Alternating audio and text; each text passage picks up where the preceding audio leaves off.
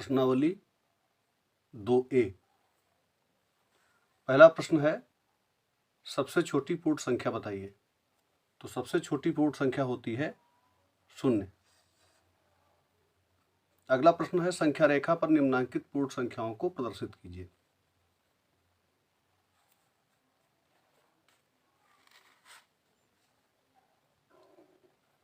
तो अब क्या करेंगे, इसके लिए पहले एक सीधी रेखा खींच लेते हैं।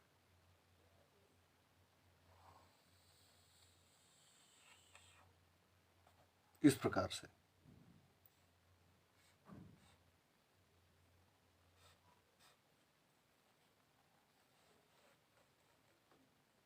और फिर इसमें समान दूरी पर पहले यहां हम 0 को दर्शा लेते हैं और फिर हम क्या करेंगे कि समान दूरी पर संख्याओं को प्रदर्शित करेंगे।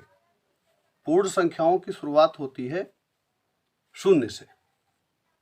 तो 0, फिर 1, 2, 3, 4, 5 और भी हम दिखा सकते हैं।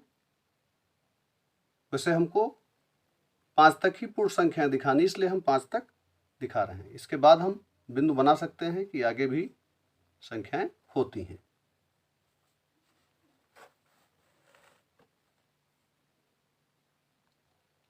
इस संख्या रेखा से हम और कई सारे प्रश्नों के उत्तर दे सकते हैं।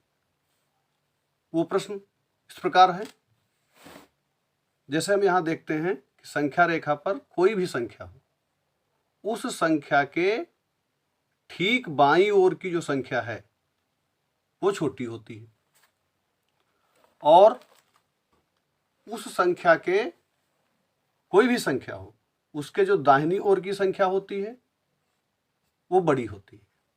तो एक उत्तर हम ये भी दे सकते हैं कि संख्या रेखा पर प्रदर्शित कोई भी संख्या हो उसके दाहिनी ओर की संख्या उससे बड़ी होती है और बाएं ओर की संख्या छोटी होती है। जैसे 4 है यहां पर, तो 4 के दाहिने है 5, तो 5 उससे बड़ा है और 4 के बाएं है 3, तो 3 क्या है, छोटा है। तो ये प्रश्न पूछा जा सकता है या इस प्रकार के प्रश्न होते भी हैं अभ्यास में कि संख्या रेखा पर स्थित किसी संख्या के बाईं ओर की संख्या उससे होती है, तो क्या होती है, छोटी होती है कि बड़ी होती है। तो हमारा उत्तर क्या हो जाएगा, छोटी होती है। बाईं ओर की संख्या क्या होती है, छोटी होती है। और संख्या रेखा पर स्थित किसी संख्या के दाहिनी ओर की संख्या क्या होती है, उस संख्या से बड़ी होती है। जैसे कि 4 के दाहिनी ओर 5 है और 5 4 से बड़ा है। इसके अलावा इसी संख्या रेखा के माध्यम से और प्रश्न के उत्तर दे सकते हैं कि 1 की पूर्ववर्ती संख्या कौन सी है।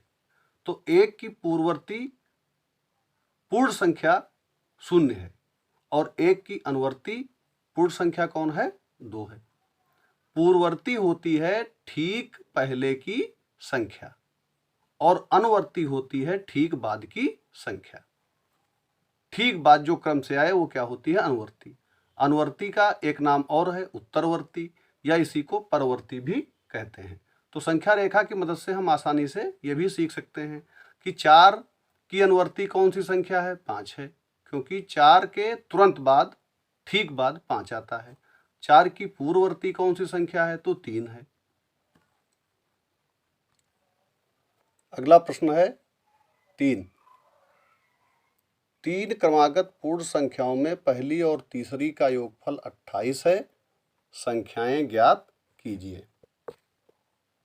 तो इस प्रकार का जो प्रश्न होगा तो उसमें हम एक सूत्र का प्रयोग करेंगे। एक सूत्र हमको आना चाहिए कि बीच की संख्या निकालने का,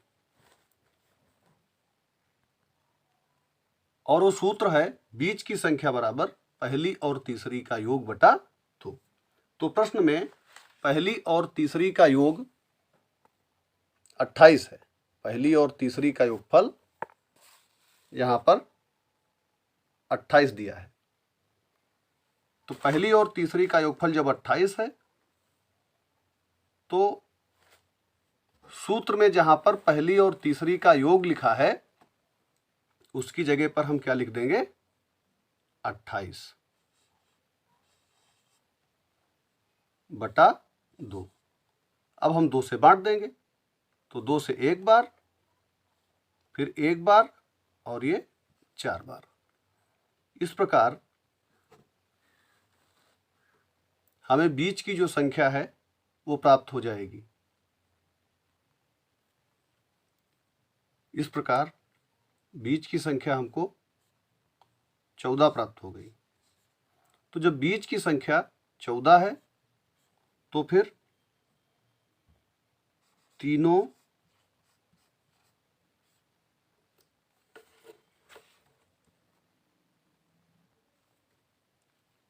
क्रमागत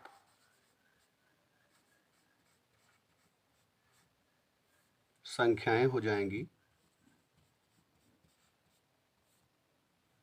जब बीच की संख्या 14 है तो फिर इसके पहले हो जाएगी 13 और इसके बाद में हो जाएगी 15। इस प्रकार तीनों क्रमागत संख्याएं हम प्राप्त कर लेते हैं। कैसे लगाएंगे? जब बीच की संख्या, जब पहली और तीसरी का योगफल दिया होगा और बीच, तो हम क्या करेंगे? बीच की संख्या पहले प्राप्त कर लेंगे। जब पहली और तीसरी का योग दिया होगा तो हम क्या करेंगे?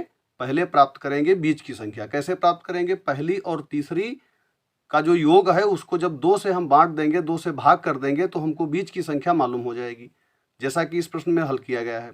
पहली और तीसरी का योग 28 दिया था तो 28 को 2 से भाग किया गया तो फिर बीच की संख्या हमें प्राप्त हो गई। जब बीच की संख्या मालूम हो जाएगी तब हम दोनों इधर की दोनों किनारों की संख्या को हम प्राप्त कर सकते हैं। जब बीच की संख्या 14 हो गई तो पहले 13 होगी और बाद में 15। इस प्रकार संख्याएं, तीनों क्रमागत संख्याएं 13, 14 और 15 हो जाएंगी।